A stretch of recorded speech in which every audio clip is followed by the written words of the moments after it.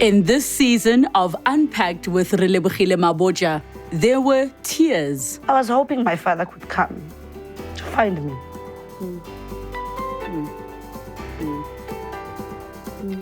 I knew Mama would be stressed, but I felt maybe my stand will give me a father.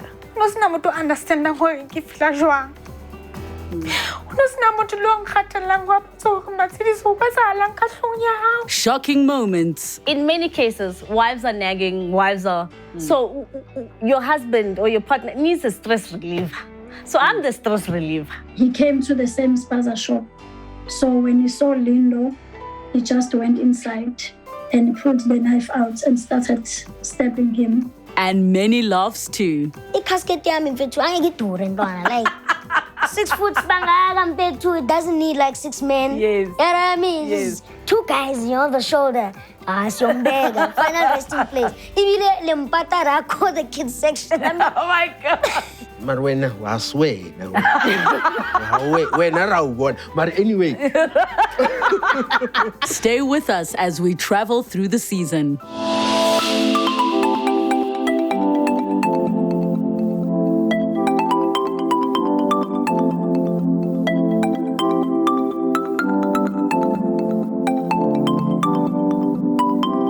We tackled depression and suicide with actress Nobuhle Mahlasela as she opened up for the first time about her sexual abuse and her struggles with mental illness and suicide attempts. So I was sexually abused as a kid. It's the first time this comes out now. I blocked it out, so they also didn't know at home. They only found out when I was like 30. I didn't know this was going to happen now. It's okay. So it's... Can we get some tissue? Yeah. It's all those things that happened. And I just tried to be a brave human being. I just tried to be a brave human being. And the way it also came out at home, I think I was 30 years old. It came out in an argument with my brother. So, do you mean came out as in you speaking out about it? Yes. Or do you mean me speaking, you recalling what happened? Me speaking out about it because my brother and I grew up in separate households, and he always thought I was okay in that other household while he was suffering in the other one. I was like, no. This is what happened, and it just came out in an argument because we get like that with each other, and it was just a burst out, and it came out like that. I am speaking about it in therapy now, yes, because obviously I've got to go back that far to fix. We can't just fix the top. We've got to go to the root. So I have started speaking about it in therapy. I remember the room, what it looks like. I remember the ceiling because obviously I was facing up. I remember those things, but I blocked out the rest. So now I've got to unblock and try and find it and figure it out. So it's a lot. In our 2-part conversation about abortion, Lebogang Mutsumi spoke candidly about how she lost her baby. So was baby okay when baby was born? So they put him on my chest for like a second. Then they had to rush him to ICU because he was not okay. So he stayed ICU for like a month because he couldn't breathe on his own because his lungs were not matured. And then what happened after that? So a month later, we were then told that they're discharging him. He was still very tiny, but they said that he could now breathe without the machines, and there was no reason to keep him anymore. So we went and we took him. Unfortunately, I had to stay with the baby at home because my mom is a domestic worker, so she was staying at the residence where she was working. But she would always come back after work just to check on us. And I think it was around, I can't remember the dates, but I think it was again the 13th of July, if I'm not incorrect. I woke up in the morning, like I would wake up and I would feed the baby, but I'd also sleep, but I would always kind of stay awake. And I don't know if I overslept or what happened on that day, but when I woke up in the morning, he was literally blue, and I was trying to figure out what's happening. He was cold, and I ran to, there's a nurse here, at the building that I knew. So I ran to her and I was like, I don't know what's happening, you know? And I remember the nurse's words. She literally said, I'm not gonna help a person like you. You brought yourself into the situation. She had all right to do that. It's okay, you know? Then I went to go call another lady who then came and she then confirmed that the baby is dead. But also she called my sister and then we went to the hospital. And that's when they confirmed that, unfortunately, my son was deceased. I'm very, very sorry to hear that. And I'm so sorry for what happened to you immediately after while you were looking for help. I'm very, very sorry. Thank you. I'm good. 26-year-old Yolanda Dandala shared her traumatic rape experience while being initiated to be a traditional healer. So when did things start going wrong and what was the first thing that happened? Well, the red flag was during my early months in Sepetlen. There was a girl, Otkatilu graduates, it was Umele Utaye Gubo. So she brought police into the initiation school, allegedly attempted rape by a certain male Sangoma who has been my perpetrator. So because I'm new and I don't understand what's happening, and then their voices are louder than ours. So you cannot take what they say. So they would speak bad of her, discredit her story, discredit everything about her, treat her bad, you know? And then it more like confuses us what side to believe. But because you're new, and you still have your individual journey with these people, you're not going to take sides. You're not going to question anything because you can see the brutality that this one experiences when she challenges. So it's more like, oh, angizingeni, as ifunmina, not knowing guti, soon, you know, I'll be in the same shoes. I'll experience the same thing. Well, more, because reaching out to her after, she said it was attempted rape. He tried to, he didn't do it, but with me, he did it. So it happened again and again and again and again. Pastor Enoch Piri spoke on how pastors are pressured to get married and the challenges he faced after his divorce. Most pastors get married before they are ready, many pastors. That's why there is a high rate of divorce among pastors, because many of them get married because they are told that you can't pastor a church if you are not married. So they feel put in a corner and they make hasty decisions of getting married. For me, it was both. You know, I really wanted to get married, and also at the same time, there was that pressure from my leadership to say, you know what, Mfana, you cannot pastor us, you cannot lead us if you're single. You understand what I'm saying? You know, so it's a big societal belief because even politicians are seen that way. It's like, can you imagine if our president was single? How would that be? Because I'm a part of union building every weekend. Mother of twin boys, Khomotso Moalusi, related her journey on being a mother to an autistic child and the challenges that came with it. Where do you see, or let me say, what is the hope for your children, you know, in the next 10, 15, 20 years? Well, I hope they stay healthy for now. But I am hoping that with the work that I do, with the work that other mothers groups, because one thing that has been very exciting in the past little while is there are a lot of formations and people are responding to different things, you know. There's some who are doing door-to-door and others who work in education. I'm hoping with all of us biting at this elephant, we can bring it down that it is understood that there are conditions like this. And in our response to it, there's no one size fits all. You know, so my hope is, as we talk more, people will understand more. They will show a bit more kindness and be just a bit more patient with parents to understand that this is not an easy journey, but it is a journey that affects a lot of us, you know? And I think for me, I'm hoping in the next 10 years or so that autism is also not a conversation that we're still just having with education and health and social development sector. I'm hoping we get onto transport and other spaces because my child is not about just admission into a school. There's still a whole quality of life. We still need to travel and get into airplanes, and they need to know what that space is.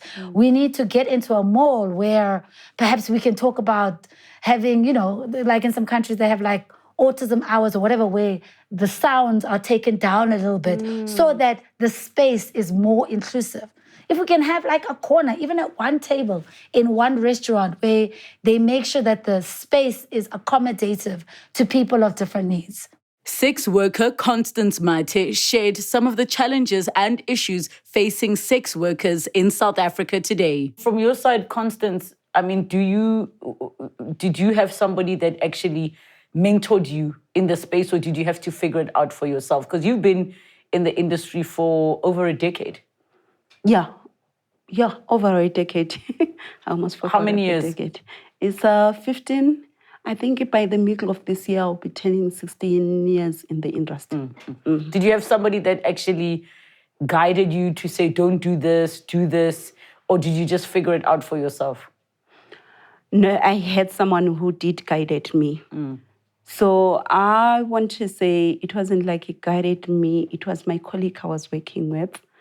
So the thing is, like, most of the people, the way they perceive sex work, they always see the street-based sex work, which every time they always categorize a sex worker in a certain way and a certain manner because her income is lower. So we mustn't judge the person about the income that is lower.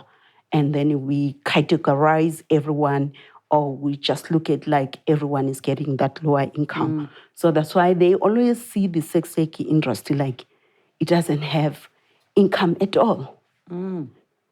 After when I saw the life was difficult at home, I once tried to be a domestic worker. So it didn't work for me. I didn't say being a domestic worker is bad. It didn't work for me. And then the income I was earning, it was like 1,000 rand per month. And it was a little money for me to survive.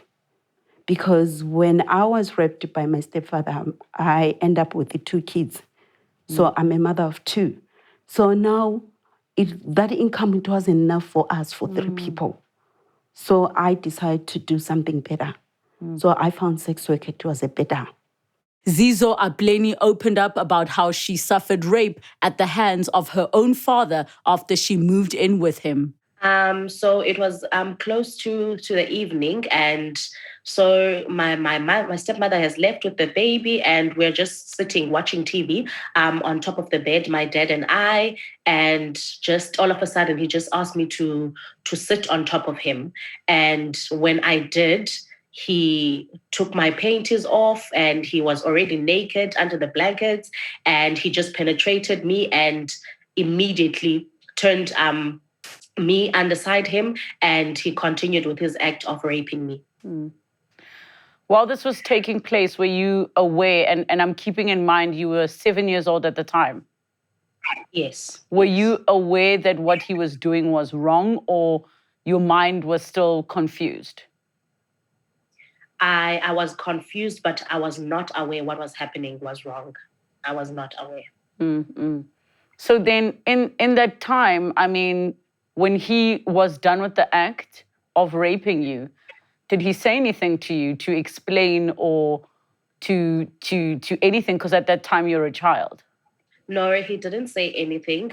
Instead, he just took me bridal style and went to put me in a bath full of cold water, and he washed me thoroughly, and he went to put me back into bed again, put me in nicely and warmly, and then he gave me pills.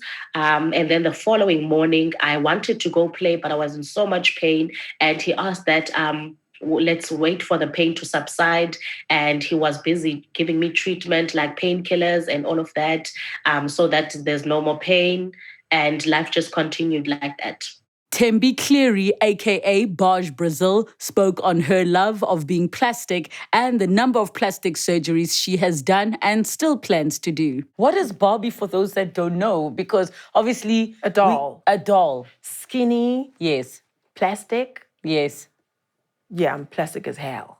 Tell me what you mean by I'm plastic as hell. Fake boobs, fake ass, fake nose, fake lips, and everything else. Yes. Fake stomach, fake everything else. That's just, being a Barbie doll, just, giggling and then being known to be stupid. Yes. Yeah, I like the stupid part because I'm not. So I use that so I can just, pull the rug underneath people's feet. Yeah. Like, ha, gotcha. Why the love of plastic? I can see how it would make sense for your stripper life, but was there something within you that made you love plastic? I just love perfection. And I've got OCD, by the way. Yes. So nothing is ever good enough for me. Yes. So every day I just have to keep pushing the boundaries. I just Yes. keep going and going and going. Plus you age. Yes. You know, yes. the ass drops, the boob drops. Yes. So you can be like, no. My boobs look like a Chinese sleeper. So now we gotta be like, lift that. Yes. You know, those bazookas. Yes. And then the butt has to be nicely intact there. Yes. And the boobs and stuff, and the nose has to be kind of like fine, even though they didn't do my nose very fine. I have to do my nose again. So the lips have got to be poofy. They have to be poofy. You know, you look abnormal and stuff. You can't match everybody. You can't look like an auntie next door. Like, really? I hear you. So maybe share with me then. You said, you know, you can't be random. You're a perfectionist, basically. You are striving for a certain physical perfection. Yeah, for me, not for yourself. People, not for people. Yes. No, that's what I was going to ask. I live for me. Yes. Everybody else must just, you know, put their asses on ice. TV personality Rulani Baloyi spoke about her life as a visually impaired person and the challenges she still faces as a blind person in South Africa. Is there anything that you think people who, you know, do have their sight and likes to ask you or say to you that's offensive that they shouldn't do, especially for anybody else that they meet that is also blind? They must stop asking me for a driver's license. Please. Who asked you for a driver's license? At the bank. Oh my gosh. Sorry, ma'am, it's okay if you have a driver's license. It's okay. I'm like, I don't have it. Oh, sorry, then do you have your ID? Like, it's that's what they were taught they should ask for. Yes. Like, I mean, I can't see, don't ask me for it. I don't have it. That is hilarious. And you know exactly what you say. So some people are just memorize what they need to do with their job without applying their mind. Yes. I mean, I'm here. I can't see. And I'm like, I'm looking for this. I'm looking for this. It's okay. Just give me your driver's license. I don't have it. I'm not about to have it.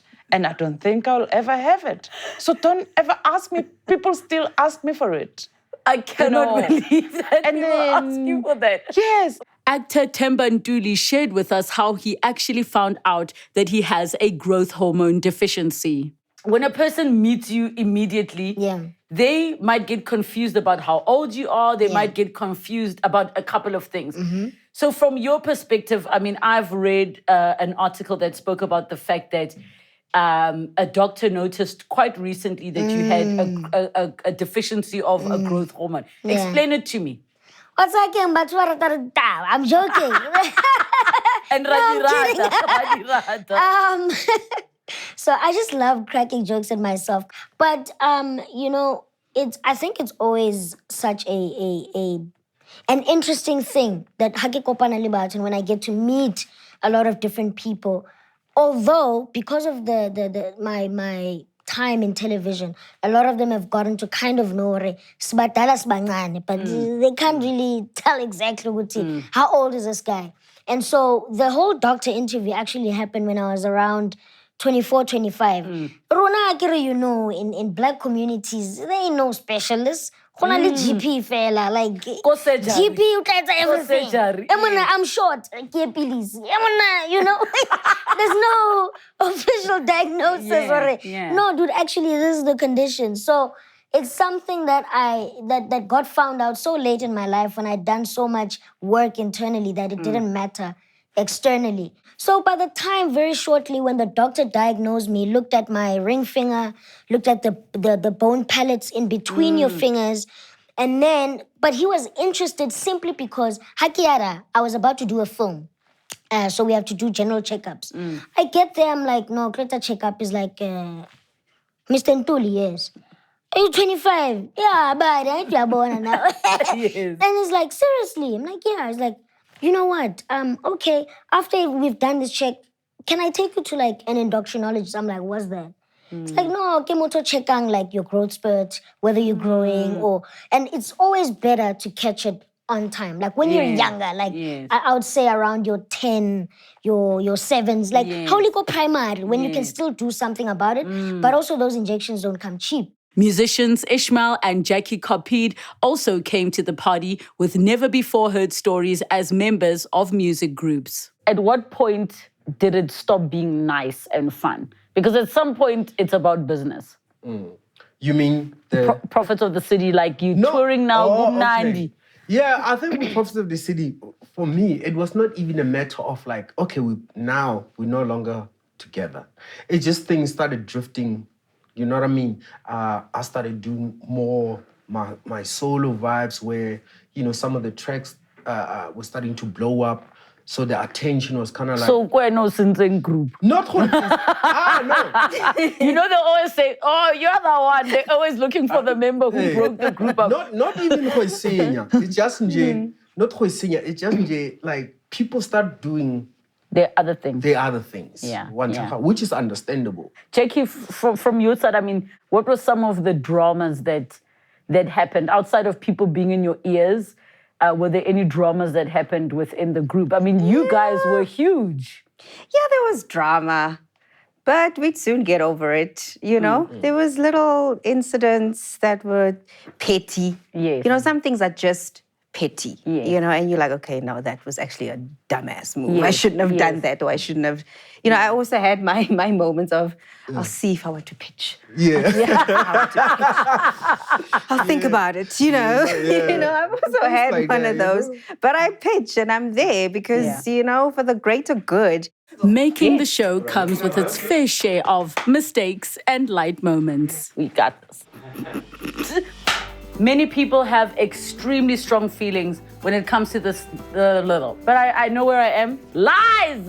His humble beginnings do not even begin to show that today he could be a lawyer. But at that, the life of a psychic.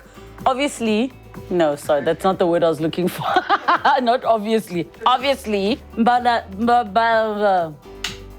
why you... Firstly, I didn't hear anything you said because I didn't listen. I'm sorry, I stopped listening long ago. As long as it looks fine.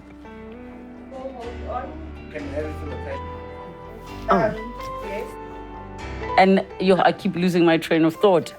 And for me, the part is when you said the one who broke my hand was free. Yeah. But the one in prison.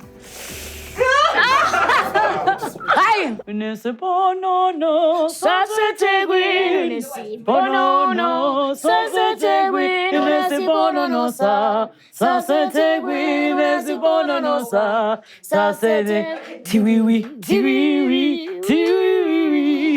Share your favorite moments of this season using hashtag Unpacked with Relebogile.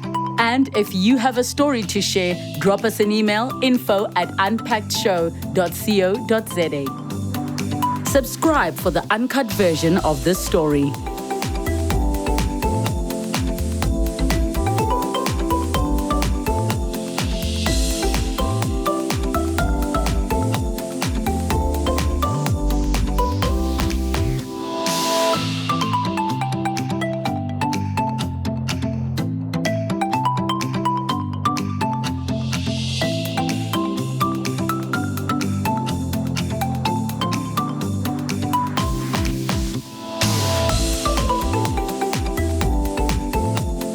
Unpacked with Relebogile Mabotja. New episodes weekdays at 5:30 p.m. on my YouTube channel. Don't forget to subscribe. Television edited broadcasts weekdays at 5 p.m. Open up to S3.